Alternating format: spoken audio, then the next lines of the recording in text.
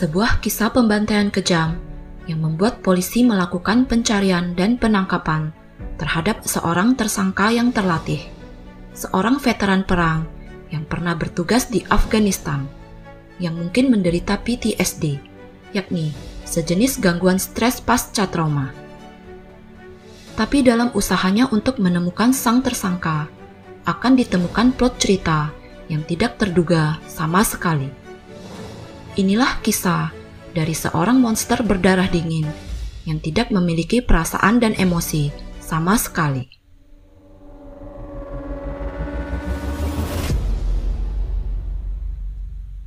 It's Jejelicious Storytime.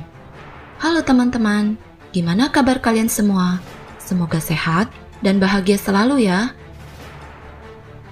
Di video kali ini, JST akan menceritakan sebuah kasus yang berasal dari negara Amerika Serikat. Seperti apakah kasusnya? Yuk kita mulai. Sebuah telepon masuk ke operator 911 di kota Costa Mesa, California, dari seseorang yang melaporkan kejadian tragis yang telah terjadi di apartemen anaknya. Dia mengatakan, terdapat tubuh seorang wanita yang telah meninggal dunia di dalam apartemen anaknya tersebut. Polisi pun segera didatangkan ke lokasi untuk menyelidiki apa yang telah terjadi. Mereka menemukan pemandangan yang sangat mengerikan, di mana terdapat mayat seorang wanita muda dengan luka tembakan di belakang kepalanya. Tubuhnya tertelungkup di kasur dengan kaki yang berada di lantai kamar.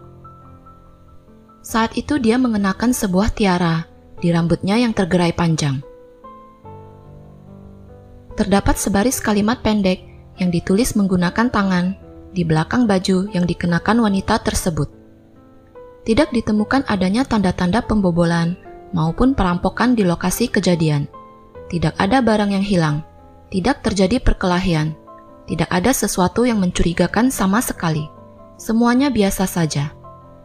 Di sana hanya ditemukan beberapa buah buku dan selembar kartu undangan pernikahan teman Sam, dan juga sebuah dompet yang berada di dekat jasad wanita tersebut yang berhasil mengungkapkan identitas korban. Nama wanita tersebut adalah Julie Kibuishi. Julie Kibuishi, biasa dipanggil Julie, berusia 23 tahun, adalah seorang gadis keturunan Jepang yang lahir di Southern California.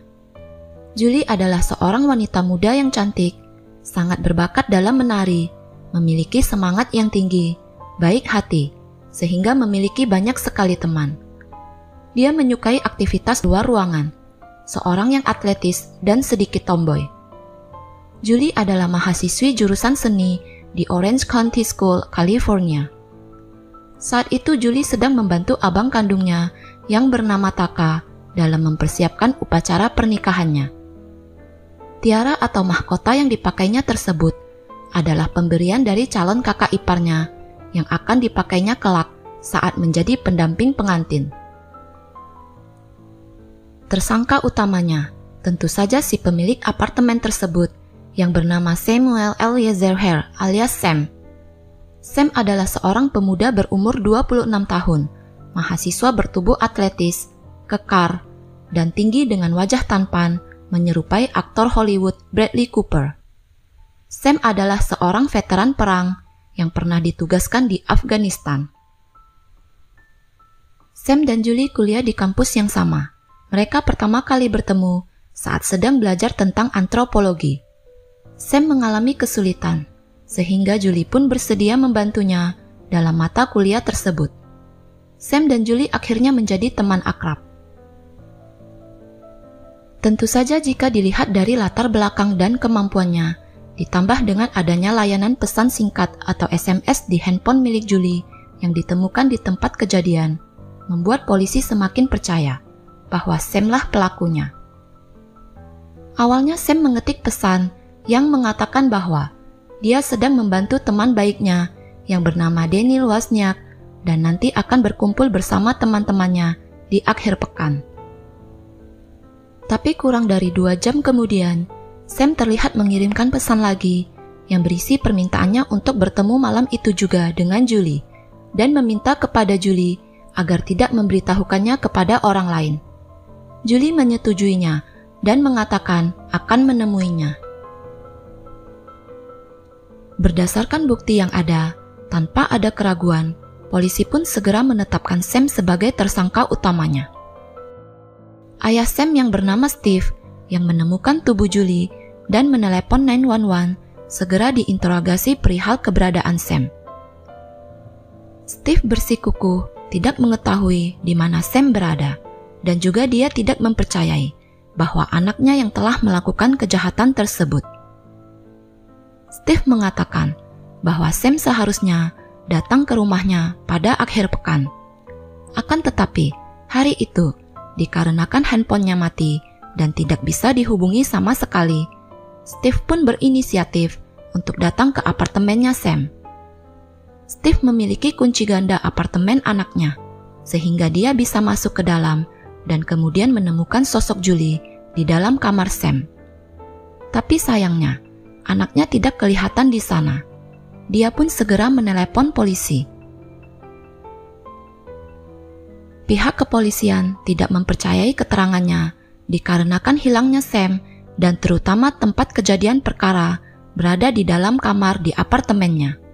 Polisi percaya bahwa Sam telah melarikan diri dan bersembunyi di suatu tempat. Tapi untuk menemukannya tidaklah mudah. Sam adalah seorang veteran yang terlatih, memiliki banyak pengalaman dalam pertempuran, dan juga dari penyelidikan yang dilakukan, diketahui bahwa Sam juga memiliki catatan kriminal. Pada 8 tahun sebelumnya, ternyata Sam pernah ditangkap dan didakwa atas percobaan pembunuhan yang dilakukannya. Tentu saja penemuan tersebut semakin memperkuat dugaan polisi akan keterlibatan Sam atas tewasnya Julie. Sam pun menjadi buronan utama pihak kepolisian. Saat itu, polisi masih belum mengetahui apa status hubungan di antara Sam dan Julie. Apakah mereka berpacaran atau hanya berteman saja? Dan mungkin mereka terlibat cinta segitiga atau lainnya. Semua masih belum jelas. Polisi juga belum mengetahui apa makna tulisan yang berada di baju Julie tersebut.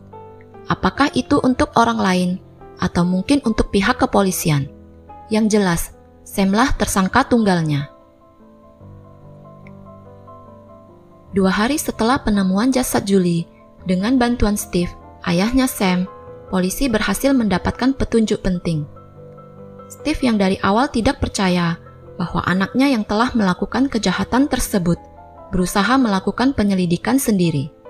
Dia percaya bahwa mungkin anaknya telah menjadi korban penculikan, walaupun tentu saja pihak kepolisian saat itu masih tidak mempercayainya sama sekali. Tapi dia tidak putus asa dan terus berupaya mengungkap kebenaran di balik hilangnya Sam. Hari itu, tepat di hari Senin, Steve mendapati bahwa terdapat aktivitas pada rekening tabungan Sam. Ternyata, walaupun Sam tidak diketahui keberadaannya saat itu, tapi telah terjadi beberapa kali penarikan uang dari kartu ATM Sam.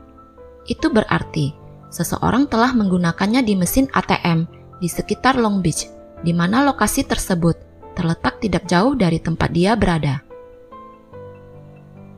Steve pun segera menyusul ke lokasi tersebut dan mengawasinya dengan seksama.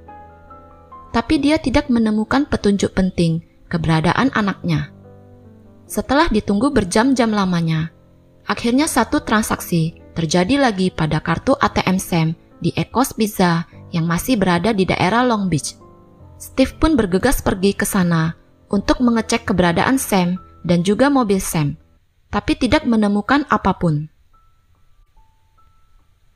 Polisi yang sedang melakukan pelacakan terhadap Sam juga menemukan petunjuk yang sama seperti Steve, sehingga mereka pun segera melakukan penyelidikan lebih lanjut dengan cara melihat kamera CCTV yang terpasang di ATM di mana kartu tersebut digunakan dan berharap dapat menemukan Sam. Tapi setelah dilakukan pengecekan, ternyata yang menggunakan kartu ATM tersebut bukan Sam, tapi seorang anak remaja. Tidak ada yang mengenalnya. Polisi kemudian melakukan pengecekan terhadap alamat lokasi dilakukannya pengiriman pizza tersebut. Dikarenakan latar belakang Sam dan mungkin saja dia bersenjata, sehingga untuk mencegah kejadian yang tidak diinginkan, polisi pun mempersiapkan rencana penangkapan dengan matang dan besar-besaran. Bahkan melibatkan satu buah helikopter untuk mencegah kemungkinan tersangka melarikan diri dari sana. Setelah lokasi pemesanan pizza diketahui secara pasti, tim SWAT pun diterjunkan untuk melakukan penyergapan.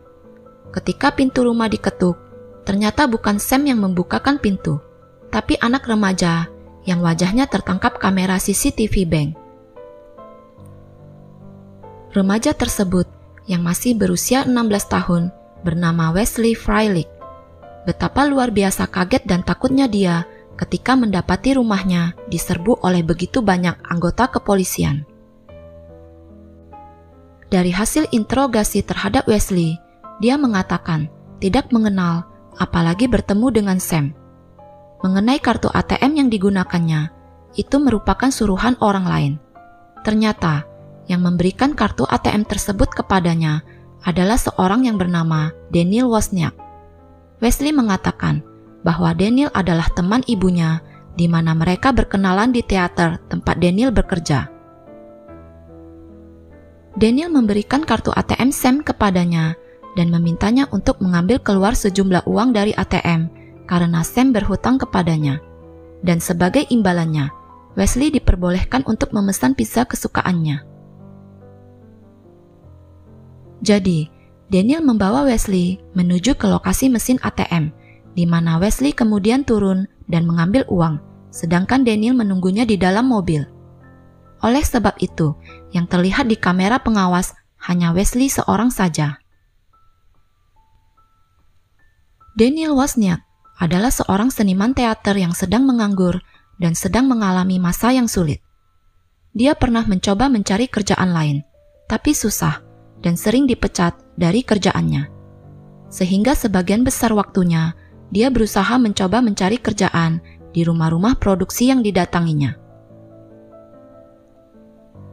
Daniel dikenal memiliki gaya hidup yang mewah, di mana hal tersebut mengakibatkannya memiliki banyak utang di sana-sini. Pihak kepolisian segera menyelidiki dan melacak keberadaan Daniel. Saat itu, diketahui bahwa dia dan tunangannya yang bernama Rachel May Buffett dalam 2 hari ke depan akan melangsungkan pernikahan mereka. Sehingga Daniel pun mengadakan pesta bujangan di pantai Huntington. Akan tetapi, pesta tersebut menjadi kacau balau ketika banyak polisi mengepung lokasi pesta dengan membawa surat perintah penangkapan terhadap Daniel. Daniel dan teman-temannya terkejut atas kedatangan begitu banyak polisi. Daniel ditahan dan pesta pun bubar. Daniel pun dibawa ke kantor polisi dan diinterogasi terkait kematian Julie dan keberadaan Sam, beserta motif penggunaan kartu kredit Sam oleh dirinya. Daniel menyangkal segala keterlibatannya terhadap kematian Julie. Mengenai kartu kredit, dia mengatakan memang benar dia yang telah menyuruh Wesley untuk mengambil uang dari rekening Sam. Daniel mengatakan bahwa sebenarnya itu adalah rencana dia dan Sam. Jadi, setelah berhasil mengeluarkan semua uang dari rekening Sam, nantinya Sam akan membuat laporan palsu terkait pencurian uang tersebut. Tapi belum sempat Daniel berhasil mengeluarkan semua uangnya, sekitar jam 8 pagi, Sam mendatangi Daniel dan mengatakan bahwa ada mayat di dalam kamar apartemennya. Sam saat itu sedang mabuk dan mengkonsumsi obat terlarang karena dirinya sedang depresi tentang keluarganya. Daniel mengatakan Sam mulai bercerita kepadanya bagaimana kronologi kejadian yang dialaminya. Sam yang saat itu sedang mabuk mendatangi Julie dan memintanya untuk melakukan hubungan badan yang kemudian ditolak oleh Julie. Akibat penolakan tersebut, terjadi pertengkaran dan berakhir dengan 2 butir peluru yang mendarat di kepala Julie. Setelah pengakuan Sam tersebut, Daniel pun membawa Sam menggunakan mobilnya dan menurunkannya di pusat perbelanjaan setempat dan tidak pernah bertemu dengannya lagi sejak saat itu. Akan tetapi, polisi tentu saja tidak mempercayai cerita Daniel begitu saja. Polisi percaya bahwa kemungkinan besar Daniel telah berbohong dalam usahanya untuk menutupi keberadaan Sam.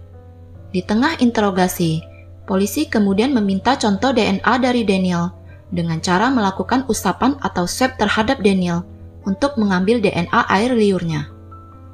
Terjadi kejanggalan dan keanehan terhadap sikap dan perilaku Daniel setelah sampel DNA-nya diambil oleh polisi. Dia kelihatan sedikit gugup dan takut. Daniel kemudian menambahkan rincian lain dan bahkan merubah pernyataan yang telah diberikannya tadi kepada pihak kepolisian. Dia mengatakan, pada hari Jumat sore, sewaktu dia berada di apartemennya Sam, dia telah menggunakan kamar mandi Sam dan telah berada di teras apartemennya juga.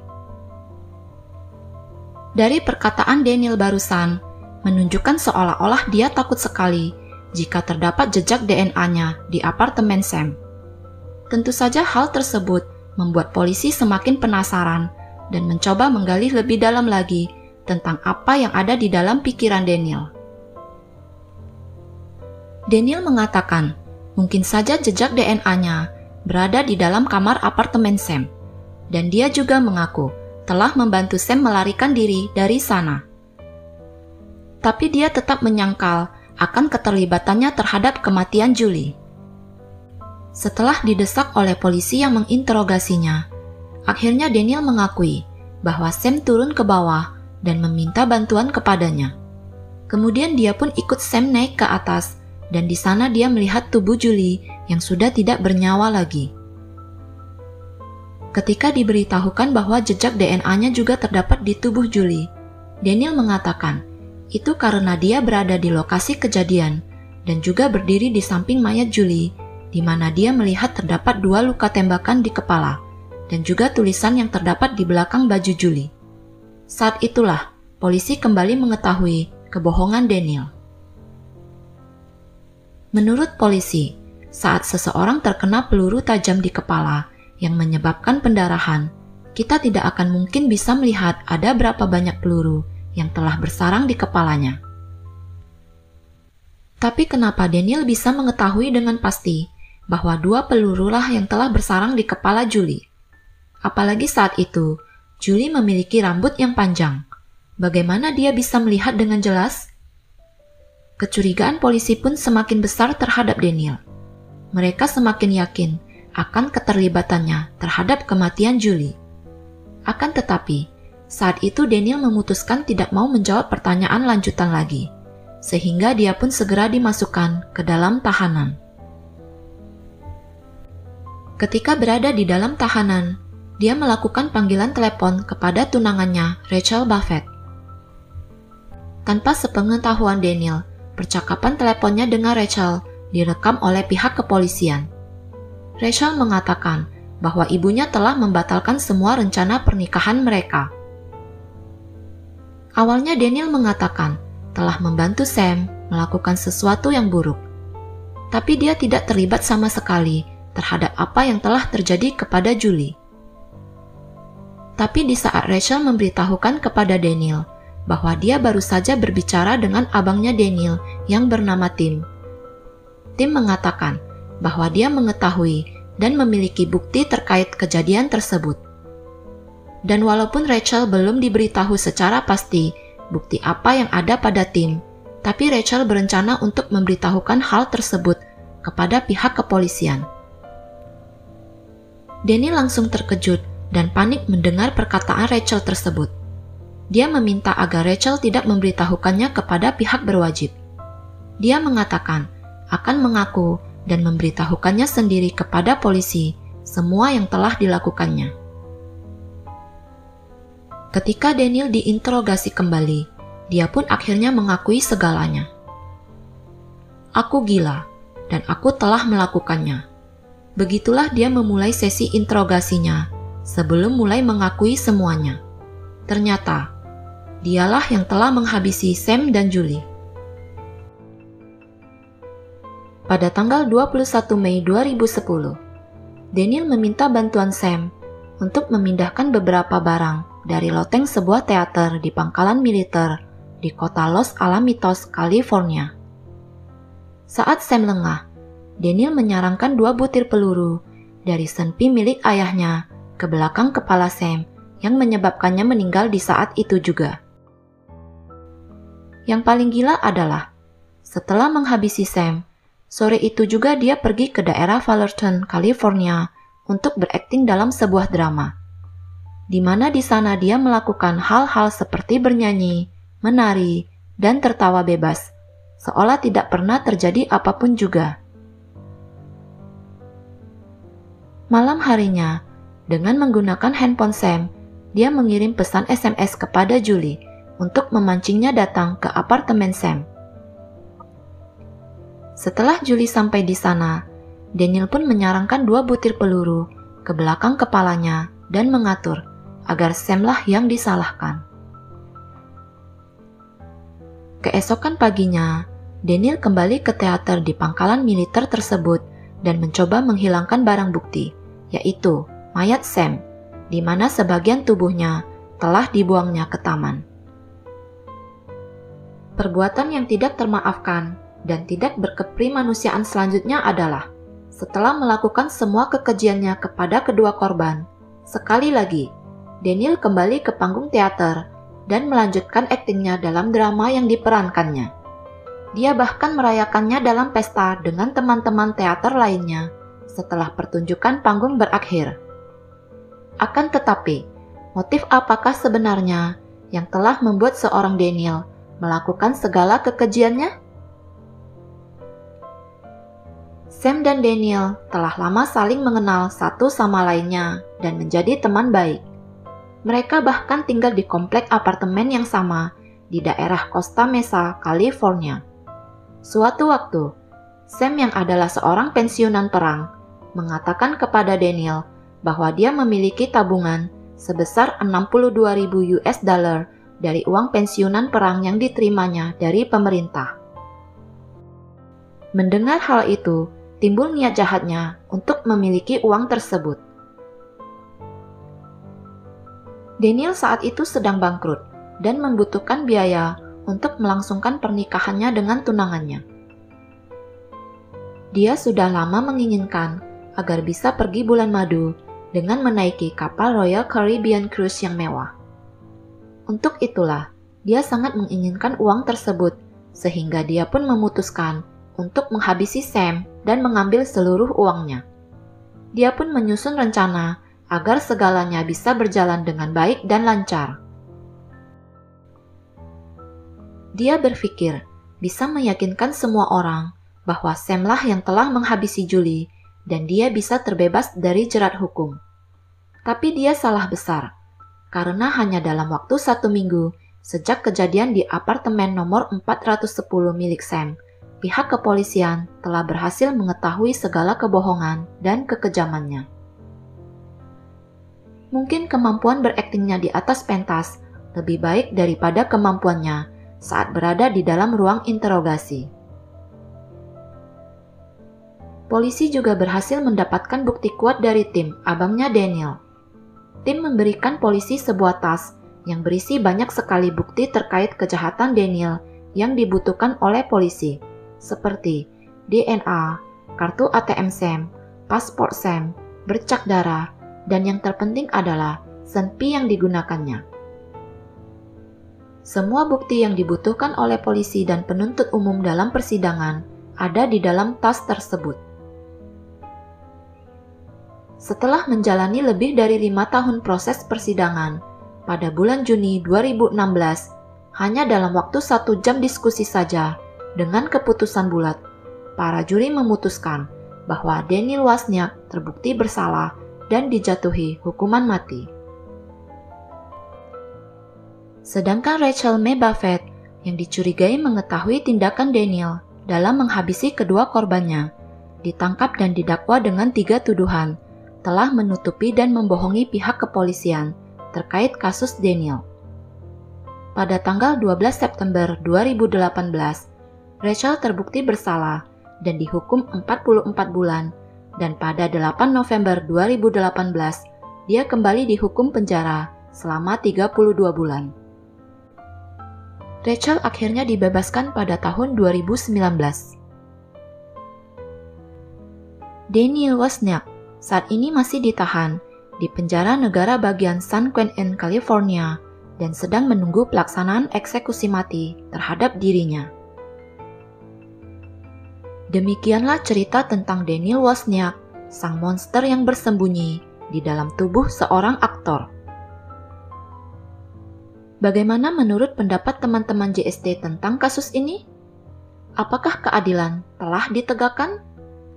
Apakah Daniel telah mendapatkan ganjaran atas segala perbuatannya? Dengan senang hati, kami akan menunggu pendapat dari teman-teman JST semuanya. Jangan lupa tulis di kolom komentar ya. Mohon maaf jika ada kata-kata yang salah dan tidak berkenan. Apabila suka dengan cerita ini, tolong bantu di like, share, dan subscribe ya. Oh ya, jangan lupa juga aktifkan lonceng notifikasi agar teman-teman bisa mendapatkan cerita terbaru dari JST. Akhir kata, stay safe, stay healthy, stay at JST. See you on next Jejelicious Stories. Bye-bye!